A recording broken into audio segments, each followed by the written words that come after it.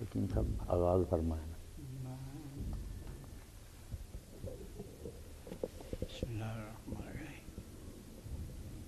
سب حضرات جو سنتے ہیں نا اس کے بارے میں پھر کچھ اپنے خیالات کا اظہار بھی کیا کریں نا. یہ جو سید صاحب نے اس میں ارشاد فرمایا ہے اس سے بالکل وہ عام طور پر جو خیال کیا جاتا ہے اس سے مختلف بات ہے کہ یہ جو ہے ایک بہت وسیع میدان ہے اللہ تعالیٰ کے دین کی خدمت کا، اور انسان جو بحیثیت مسلمان جو اس کی ذمہ داریاں ہیں، یہ کوئی اس سے جس پہ ہم ہیں یہ ایک مرحلہ ہے اس کا. یہ تو ایک بڑا طویل سلسلہ ہے، اور اس میں جو ہے اللہ تعالیٰ کے فرشتے بھی ہمارے لیے دعا مانگتے ہیں جو اللہ تعالیٰ کے دین کے لیے کام کرتے ہیں. اور اللہ تعالیٰ کے اپنے فرشتوں کو حکم دیتا ہے کہ ان کے لیے وہ اگر وہ میرا نام لیتے ہیں، میری تسبیح کرتے ہیں، میرے حکم تعمیل کرتے ہیں، اور اگر وہ دنیا سے رخصت ہوتے ہیں تو ان کے لیے کیا سامان ہے جو یہاں تکلیف اٹھاتے ہیں، ان کے لیے کیا سامان ہے راحت کے، راحت کے وہ سامان جو کبھی ختم ہونے والے نہیں ہیں. اور پھر اللہ تعالیٰ کی طرف سے یہ جو بات ہے کہ اللہ تعالیٰ ایک انسان اگر ایک بالش سے وہ اللہ تعالیٰ کی طرف بڑھتا ہے تو اللہ تعالیٰ اس کی طرف جو ہے وہ خود و قدم بڑھتا ہے. تو یہ ساری چیزیں جو ہیں وہ انسان کو اس بات پہ آمادہ کرتی ہیں کہ وہ کسی بھی مرحلے پر کہیں کوئی ناکامی دیکھتا ہے، یا وہ یہ دیکھتا ہے کہ جو اہل حق ہیں وہ غالب نہیں ہیں، تو وہ یہ نہ سمجھے کہ بس یہ مغلوبیت جو ہے یہ ہمارا مقدر ہے. نہیں، کامیابی کے کئی پیمانے ہیں، وہ پیمانے وہ ہیں جو اللہ تعالیٰ کے نزدیک وہ پیمانے یہاں نہیں کہ جس کو حکومت مل گئی وہ تو کامیاب ہو گیا اور جس کو نہیں ملی وہ ناکام ہو گیا. نہیں، جس نے اپنا فرض ادا کیا جو تھا اس کا اللہ تعالیٰ کی طرف سے، وہ اللہ تعالیٰ کی بارگاہ میں کامیاب ہے. وہ شہید ہو گیا تو بھی کامیاب ہے. وہ اگر غازی ہے اور اسے مارکہ مار لیا اور دشمن کو شکست دی اور زندہ رہا تو وہ بھی کامیاب ہے. اللہ تعالیٰ ہمیں توفیق دے کہ کسی نہ کسی طرح سے ہم اللہ تعالیٰ کی دین کی خدمت کرتے ہوئے ہماری آخری وقت آئے. ڈاکٹر صاحب آپ کچھ فرمائیں. اللہ اکبر. جی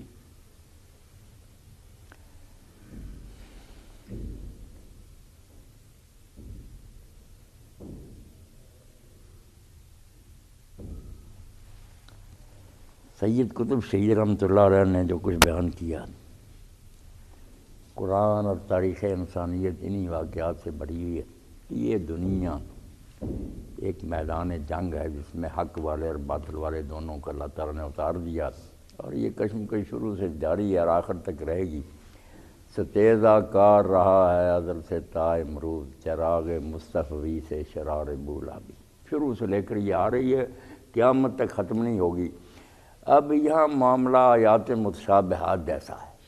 یہ دنیا محکمات کی نہیں کہ صاف ظاہر ہو جائے یہ حق والے ان کو انعام مل رہا ہے، یہ برے ان کو سزا مل رہی ہے. یہاں معاملہ عجیب و غریب ہے. کبھی حق والے جیت جاتے ہیں اور کفار اور بے دین مغلوب ہو جاتے ہیں، اور زیادہ یہی ہوتا رہا کہ بے دین جو ہے نا وہی ظاہری لحاظ سے غالب آتے ہیں. نیک لوگ یا مارے جاتے ہیں یا مصیبتیں سچ کے زندگیاں گزارتے ہیں.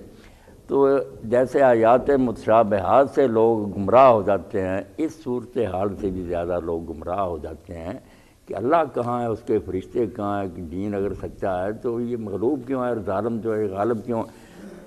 تو اس کے بارے میں سید صاحب رحمۃ اللہ نے ساری بات سمجھائی کہ اگر تو نظر اسی دنیا تک رہے کہ مرنے تک جو وقت ہے بس یہی دنیا ہے، اس کے بعد قصہ ختم ہے، پھر تو پریشان ہی ہونا کہ حق پر چلنے کا کیا فائدہ یار.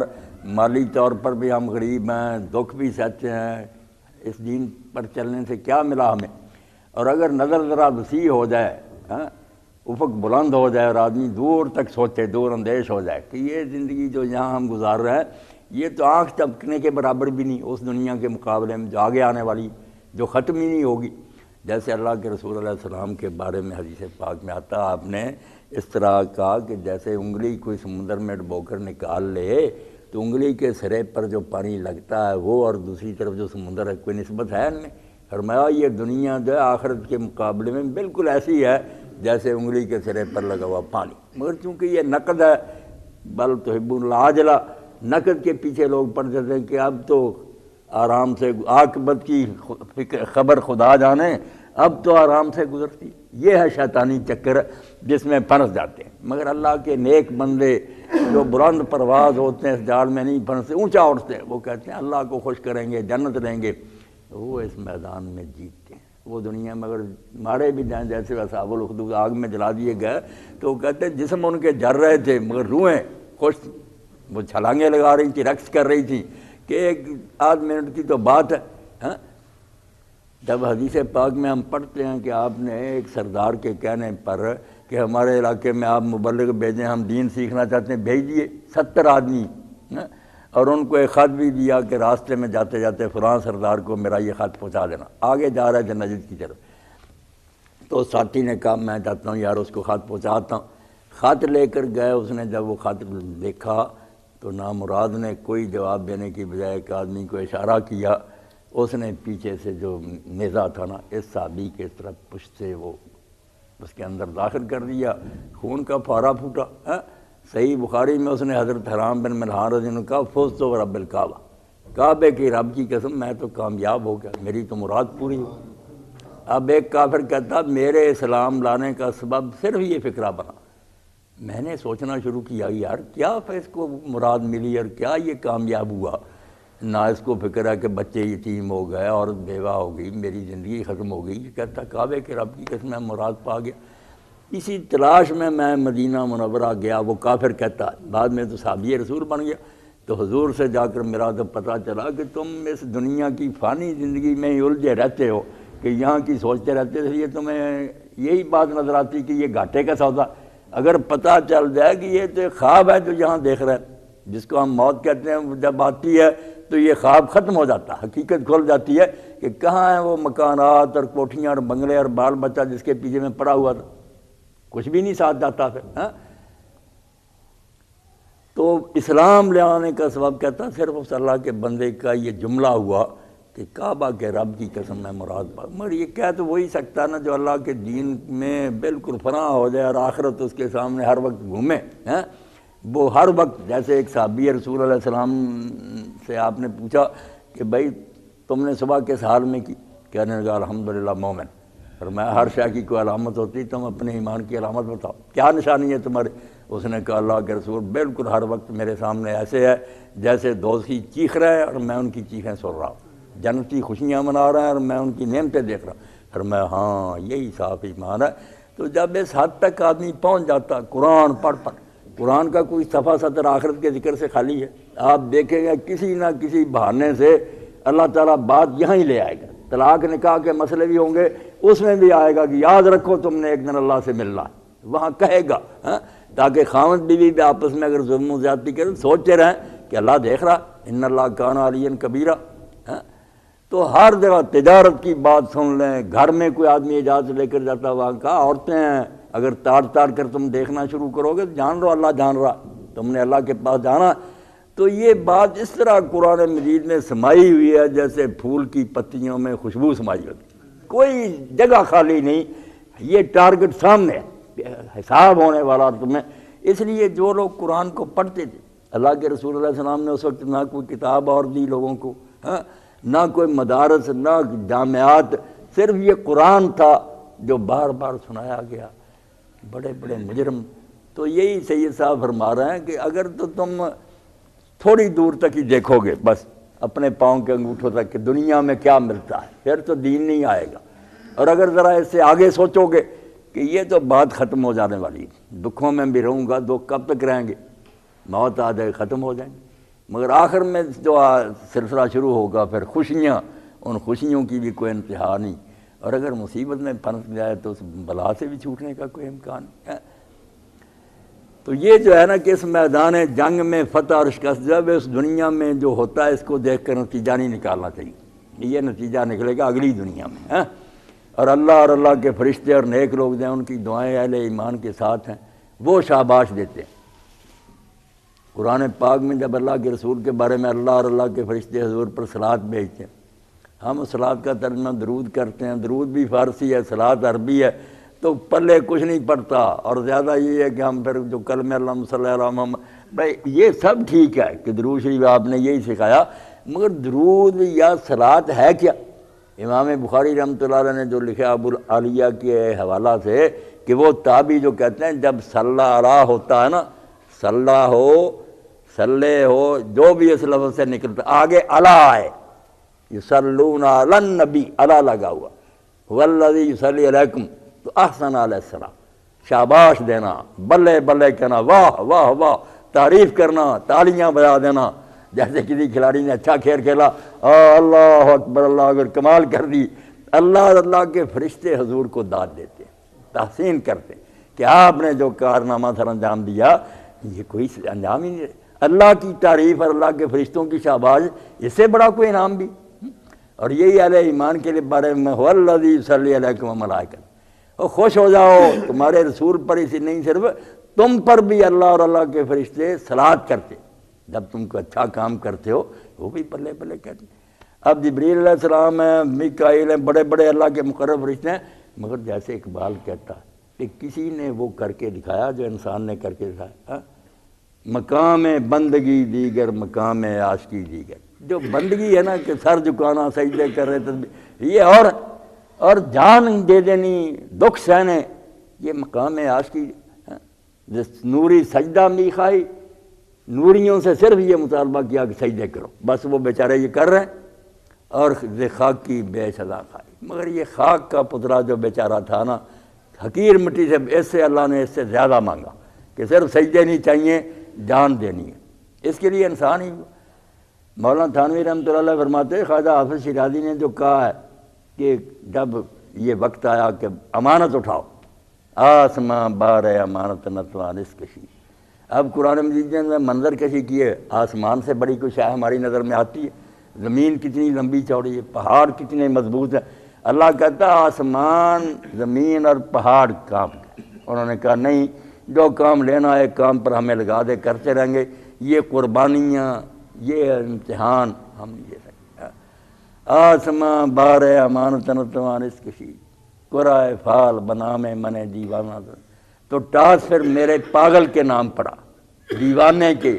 تو ثانوی صاحب کہتے تھے یہ دیوانہ جو کہا خواجہ حافظ، اس میں تو وجہ آ گئی کہ انسان پر کیوں یہ بوجھ لاتا گیا، یہ دیوانہ اور دیوانے نہیں بنے، وہ فرزانے ہیں، ہوشیار ہیں، سمجھتے تھے تقریباً، یہ سمجھو عاشق ہونے کی وجہ سے محب۔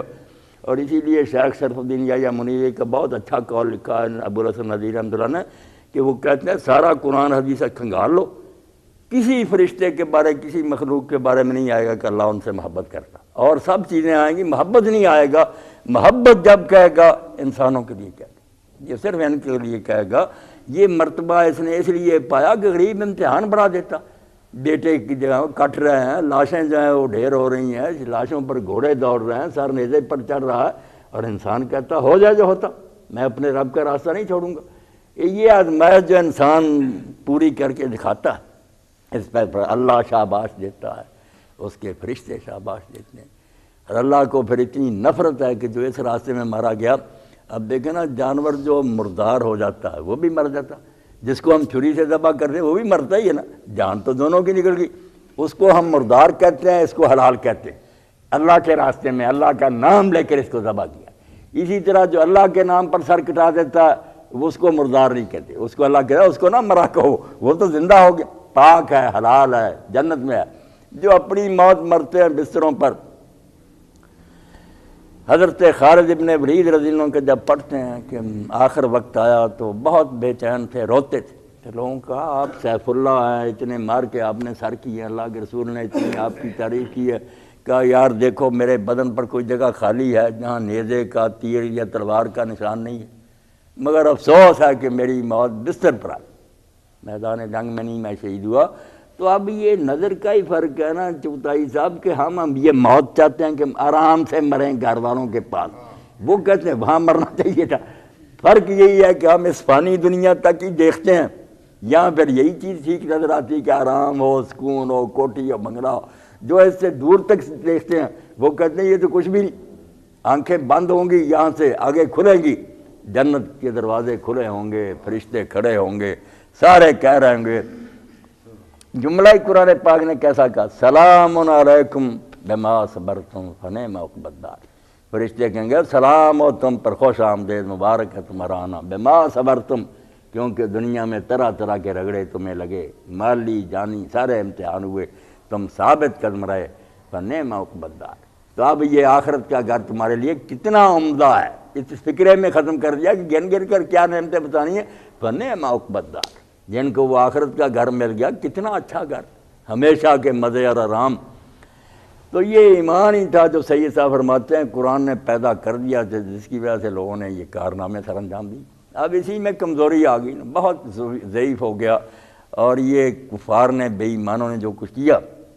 علامہ اقبال رحمۃ اللہ علیہ فرماتے ہیں کہ یہ جو ہے نا انگریزی حکومت، اس کا یہ نقصان نہیں کہ وہ دولت لوٹ کے لے گئے، سونا ہے تہذیب حاضر کے گرفتار، جو اس کی چکا چون سے دھوکہ کھا گئے نا، اسی طرح کا ڈریس پہنو، اسی طرح کھانے کھاؤ، اسی طرح شادیاں، سونا ہے تہذیب حاضر کے گرفتار، غلامی سے بدتر ہے بے یقینی۔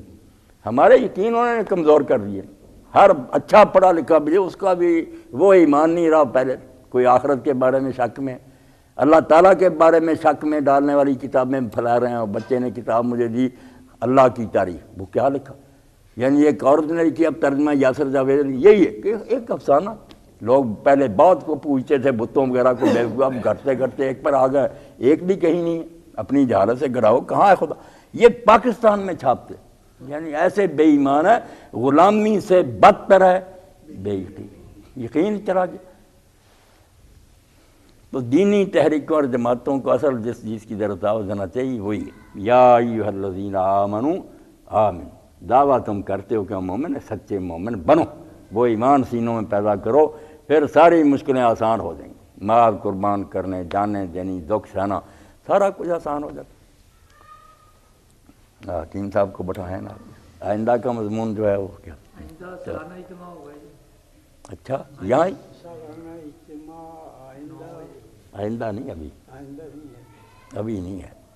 آئندہ جو ہمارا پروگرام آئے گا اس کو 9 تاریخ ہی ہوگی۔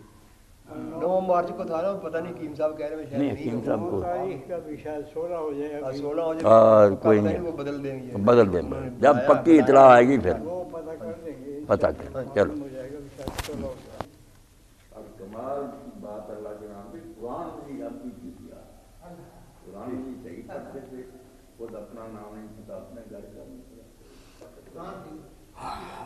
بسم اللہ الرحمن الرحیم۔ عن سعد بن ابی وقاص رضی اللہ تعالی عنہ قال جاء رجل الى النبي صلی اللہ علیہ وسلم فقال یا رسول اللہ اوصنی، قال علیک بالإیاس مما فی ایدی الناس وإیاک والطمع فإنه الفقر الحاضر وصل صلاتك وأنت مودع وإياك وما يعتذر منه۔ یہ اس روایت کو حاکم، مسند حاکم مستدرک میں ہے اور بہقی روایت کیا۔